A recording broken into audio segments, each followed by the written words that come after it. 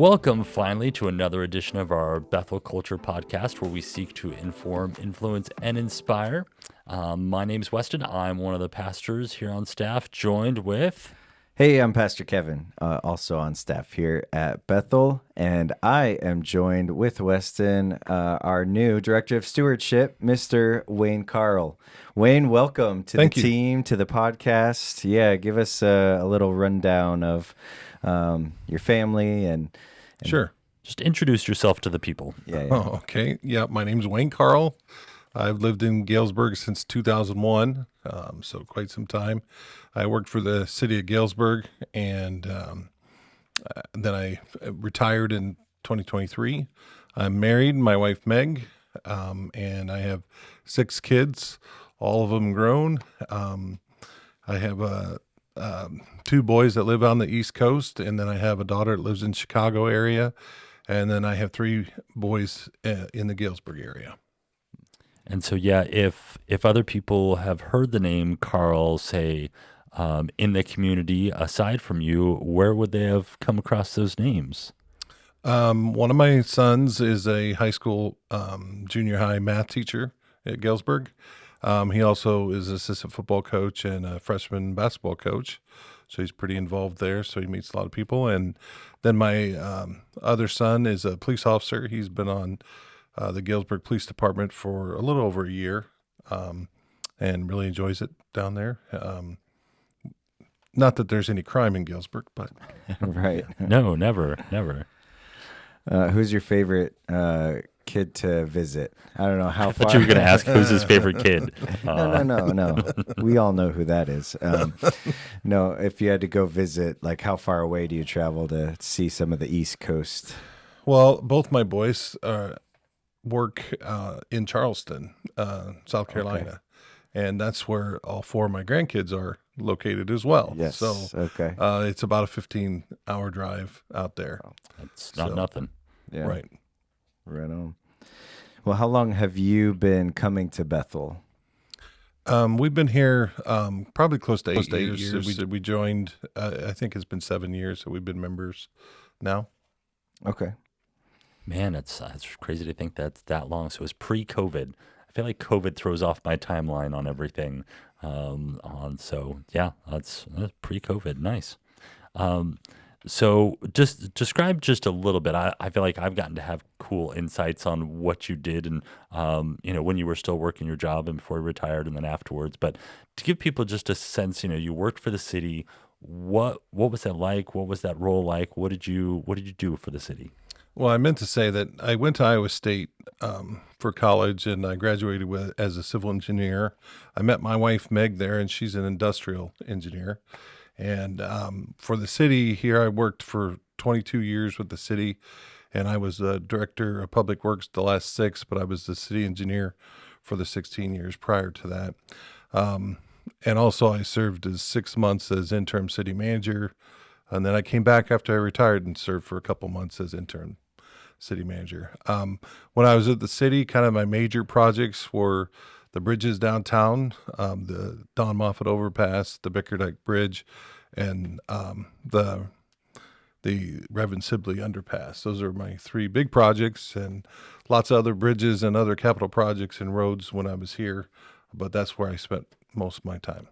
I did hear you were like the person to talk to if you had like a pothole and you really wanted it to get fixed. I also remember seeing someone say on social media that they should have named one of those bridges after you because without you, it wouldn't have gotten pushed through. I don't know which think one. that's the case, but yeah, we worked on all of those at one time. The whole concept, we looked at relocating those double tracks outside of town because of all the train horn noise, and then we decided it was too expensive, and so then we ended up building the overpasses and creating quiet zones, and so there's no train horns downtown anymore either. That was part of that whole project. So. Many young parents with little kids they're trying to put to bed have to, thank you for that, I'm sure. The young parents of little kids now don't know any different, right? That's They're true, just right? like, Yeah. where those of us who've been around a while, it's almost hard to remember before those things existed. We've gotten so used to them and so comfortable. We were trying to remember the other day if the one over Main Street the overpass. We're like, was that here when we got here? We're like, no, that was a really rough crossing. I remember it was just extra rough driving across there. And that's the Don Moffat one, right? The Don Moffat one, I think we opened that one in 2011. Yeah. And then the Bickerdike, this one on North Seminary, was 2013. And then it was 2018 when we got the Sibley Underpass done. So it's been a while. So if you're relatively new to Galesburg, you may not realize it, but for a lot of years, we all tried to figure out how to drive around to not deal with those trains. And so thank you for your service. Yeah. Yes, much appreciated. Less train waiting on the nowadays. What are some things, Wayne, that people should know about you, like passions, hobbies, favorite sports or sports teams? I don't usually have a favorite sports team except for whatever one of my children are rooting for. I know one of my sons is a strong Bears fan, and so if the Bears play, we're rooting for the Bears. I also like the Cubs. I'm sorry, but I also like the Cardinals. I guess I'll just say that. I will watch that, but I don't really have a big stake in that. I mainly like to, as far as outdoors, I like to go fishing. Bass fishing is what I like to do, and we do a lot of things with our kids, play games and cards, and like to go to movies with my wife and do different activities, travel and see my kids and grandkids. Hang out with your cool small group and the leaders there. Yeah. Yeah, definitely. Yeah. I guess I should say yes. We're in a small group together and everything. So yes, I've gotten to know Wayne pretty well. So I had it was interesting as you were coming on staff, being able to both hear some of your perspective in small group, but then see you in the office. But for a lot of people who don't know a lot of the inner workings of the church and the finances, the money just happens and everything. Give people just a little description of what that transition looked like for you and what that role's been now. As far as the transition goes, thankfully I was able to overlap with Cindy Reynolds for a couple months before she retired at the end of the year. It would have been really hard to do it without her training me. There's a lot of details involved in just paying the bills, but also keeping track of the budget and doing payrolls and all the banking information that has to be done. And so she still helps me. I still get stuck, and I call her, and she's very gracious at helping me solve some of the problems that I have. So. Nice. And kind of with that, again, I think a lot of people don't necessarily have a sense of, what do we do, right? Pastors, they speak on a Sunday. We work one day a week, and you were in the secular world. You're now essentially in a ministry job and everything. What from that unique perspective? Obviously, at some point we work secular jobs growing up and stuff, but we've largely been in these type of jobs for pretty much our whole careers. What has that been like working in this environment and everything? Well, versus government, we're still serving people in government, but it's a much more positive environment here, I would say. My coworkers are positive in government, but the environment sometimes wasn't the most positive, and politics aren't the factor that they are when you work in government, and it's just part of the way our governmental process is political things is part of who runs our government, and so you have to learn to deal with that and hold your convictions pretty strong on what you'll do and not do, and live according to Christ, but you don't get too many opportunities to witness except through your actions in the secular job. And here, the environment's much more encouraging. It's always the first staff meeting I attended here, it was very encouraging for me because if people were talking about their ministry and their passion, and you don't see that much. And when people are complaining about their sewer or their sidewalk, and and you guys were encouraging each other and building each other up, and that doesn't happen enough in the public area either. Like more encouragement. So it's been a great, for me, it's been a great change from my government service. So Nice. That's awesome. Well, that gives you a little introduction to Mr. Wayne Carl. So we're going to do bring back a segment that we've done before called Back in My Day. And so the question is essentially this: what's one thing from your growing up years, or young adult, or young married, young family years, that people now just don't understand or appreciate? And we've got kind of a spectrum here, right? Like you've still got a young family. I'm what used to be called in our group a pre-empty nester, and then you're a largely full empty nester. You've got one college student who comes back here and there. So let's start with you, Wayne. What's something from back in your day that young families or young adults or even kids just wouldn't appreciate, couldn't even understand today? I was thinking, like, we were just talking with my kids the other day about the telephone, the cell phone. And when we were kids, we'd ride our bikes and we wouldn't see our parents until the streetlights came on and we know it's time to go home. There was no calling me up or looking at Life 360 to see where I'm at. And then when we're married and having kids, we didn't have cell phones either, but you had a message machine, an answer machine at home. And so you'd go out and you'd live your life and not have anything tethering you. Nobody would know where you are. They're perfectly content to call and leave a message and wait till you got home to return the call. And now we have our cell phones on us and people want to know where you're at all the time and can. And they even know if you've opened their text or if you started to respond, they know that kind of detail. Yep. Where we didn't have that before. You're much freer in some sense. I mean, it's great for if something happens, you got your phone and that kind of thing. But, it used to be you didn't work. Like when you have a job, people can get a hold of you all the time and you feel obligated to answer your phone and return emails. And we never had that temptation before. So. It's so true, and comes with benefits and negatives. But Kevin, you're not quite as old as the rest of us, but I'm curious Thanks. what you've got. So we were just talking about this recently as Devin Reed spoke at the Surge Retreat weekend for junior hires.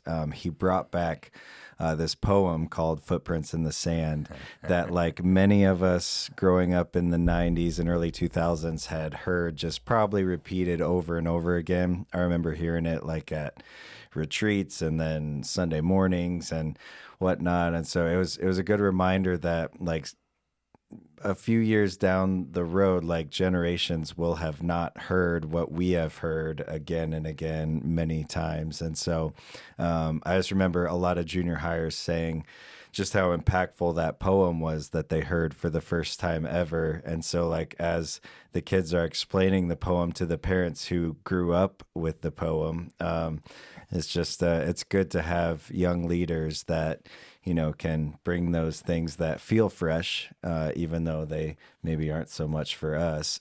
So I'd say that, but also just commercials. Like our kids don't call commercials, they call them ads now, because when there's like a game or something on the internet that has an ad, it's not a commercial. And so the first time like something popped up, I think we downgraded our Netflix accounts to have ads with it.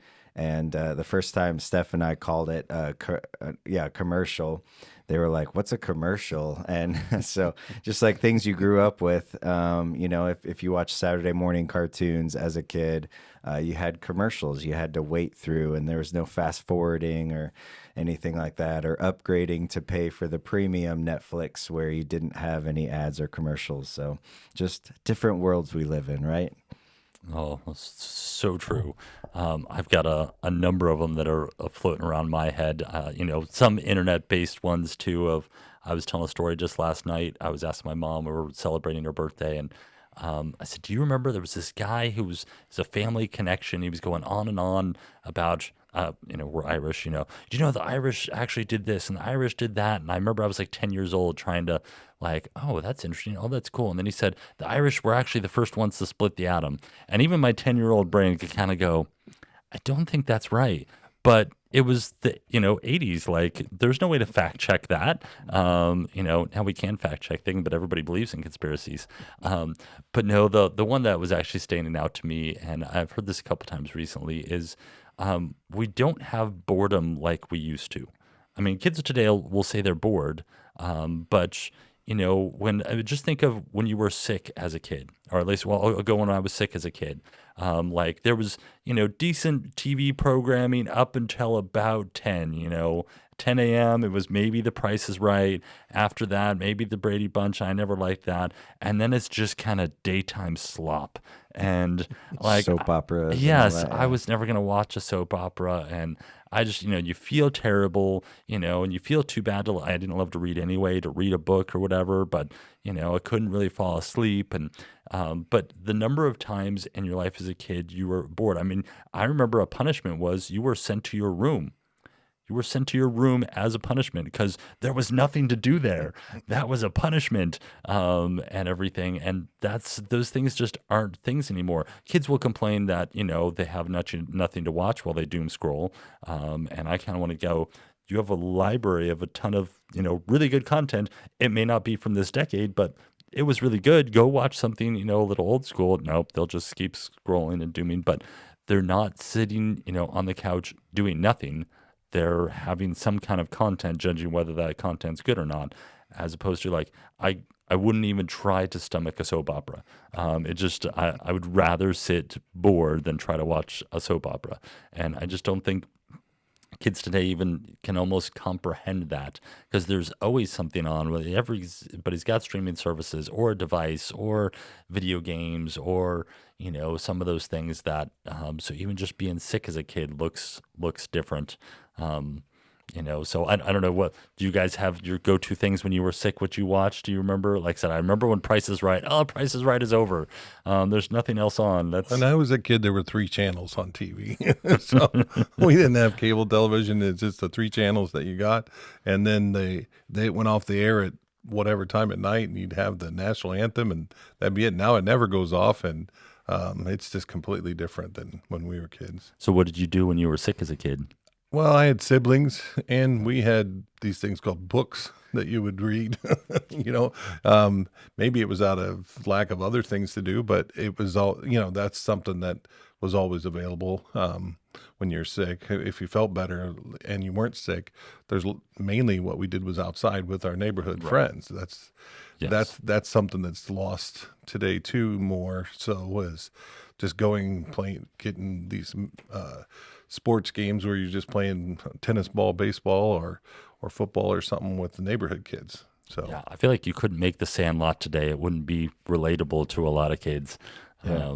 It's, even when it came out, it was kind of a period piece anyway. So, well, that was back in the day. I'm curious if anybody wants to post what they did when they were sick, because when I was sick, I could never still read a book, or whatever. But curious what you all did back in your day. But want to end on a spiritual segment, redeeming the world. We've hit this a couple times, trying to look at not just a church version, but what does it mean to, as we are called to be in the world, not of the world? What does that look like to live out our faith? And again, I was thinking about this with you, Wayne, because I've heard you always. I get to hear you articulate what that has looked like in your vocation, in the public sphere, in politics, in city government, to actually live out your faith. And I feel like you've always articulated. You already talked about it, to some degree, but just try to give people a little sense of what was your mentality going in. I don't know, was it daily interaction or the opportune times to bring something up or hold a stance? What was that like mentally, emotionally, spiritually in that type of sphere? I think ethics is a big one for me in government, especially if you're a supervisor. Um, you a lot is expected to be done, and it's up to you to motivate your team and motivate yourself and do things and make sure you're being wise with the taxpayers' money and you're treating the citizens well. You always try to treat them like you would treat your family or your loved ones. And I just think a lot of times ethics are challenged. A specific example is I had a contractor that would sit out in the parking lot on bid days that we're going to bid projects, and he would look to see what other contractors showed up to turn in bids for projects, and he would bring a higher price envelope in if nobody showed up to bid against him. And so then I from an ethical standpoint, I changed that process to where bids could be dropped off at any time the week prior and we'd open them. So he wasn't going to sit in my parking lot for an entire week watching. And so he called me out on it and he said, "Why did you do this?" And I said, "Because I know what you do." And he was the owner of a big construction company, and he would tell me that he's a Christian person. But then when I did this, then we had a confrontation, and he told me that his faith, he puts it into a drawer at the end of the day on Sunday, and he just gets it out on Sundays, and he puts it in the drawer, and he lives his business life the rest of the week. And so he kind of puts he was a very influential person in the county. I was a county engineer at the time when this happened. I wasn't here in Galesburg, and I just remember having to lean on, like, God knows what you're doing. And he's with you all through the week. And I was trying to explain that to him, like, that's not faith. That's something else. That's religion, I guess, for lack of a better term. And you get in a lot of those situations where you deal with world type mentality of get ahead, make a profit at the expense of whoever. In this case, it was the taxpayers at that time. So anyway. Usually people don't admit that. I put my faith in a drawer on Monday and just open it up on Sundays. So that's... He said the quiet part out loud because Yeah, a lot of people do that. They just Yeah. don't say it. He needs to come hear what Damon's going to talk about this Sunday. Yeah. I know, even just, again, Kevin and I being in, vocational ministry, that's we're not challenged with a lot of ethical. Thankfully, we're not challenged with a lot of ethical dilemmas here at church, most of the time. And but even when I think of what it means to be out there in the world, I feel like, especially since we've started schooling, I haven't done as much. I used to substitute teach when my kids were little. I would coach soccer. I remember parents getting really upset at me one time because we were going to get trounced by this team anyway, but we've been rotating who got to start, and the parents really wanted me to rotate the best, or they wanted me to just put the best starters in and go off the rotation.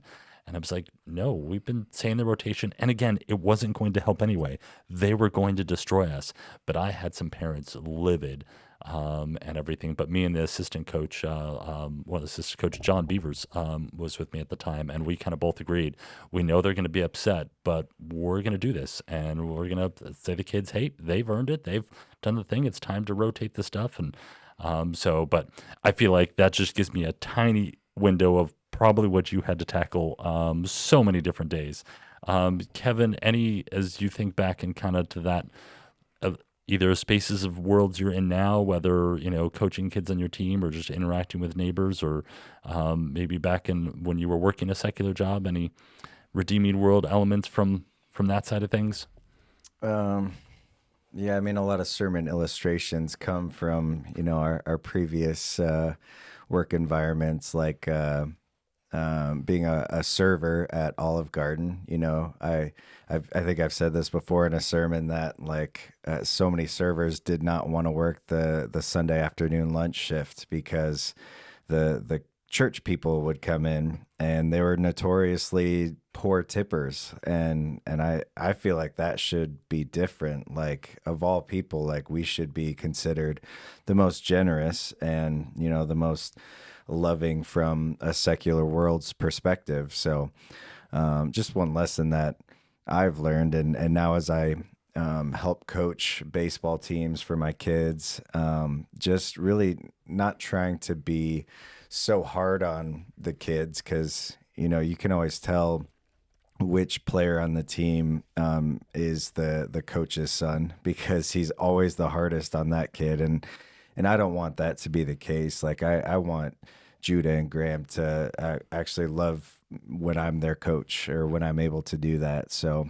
I want to, like, not get so hard on them for mistakes, but care more about their character than, like, how they're performing on the field, I guess, is kind of a big thing as I am in the world, I guess you could call it, as little as I am nowadays. So, Well, you're do better than probably I did, because I tended to be harder on my kids because didn't want them or anybody else to think that I was showing favoritism, so I probably sure. overcompensated the other way. And the boys, I think it was last night, one of them said like, "Do you guys talk to the other brothers? Do you ever have the thought about what you're going to do differently because of what how mom and dad treated us? And I'm going to make sure that I'm never going to blah blah blah." I don't remember what it was, and I was just like, "We'll see." We'll see. Did you coach any of your kids? Yes. How did that go for you? I'm just saying I didn't get thrown out of any games, but Right, okay. some of my peers did, but I didn't. But I agree with you that the tendency is to be harder on your own kids just because you don't want to appear to be favoring them. And sometimes if you're in a 50-50 decision, you err to put the other kid in because you don't want somebody to, which isn't the best for your kid. I mean, it's kind of the downside, but yet it's also some of the good times too, like that you shared victories or even struggles that they have that you got to be their coach. And it doesn't last very long in life, and that time period's over. Then they turn them over to the professionals at the high school level. You only get them up until they go into junior high or high school. Yeah, right. Yes. And then you think, yeah, man, you thought I was harsh on you. So, well, that wraps us up. Wayne, thanks for joining us, and we will see you all in an undetermined amount of time.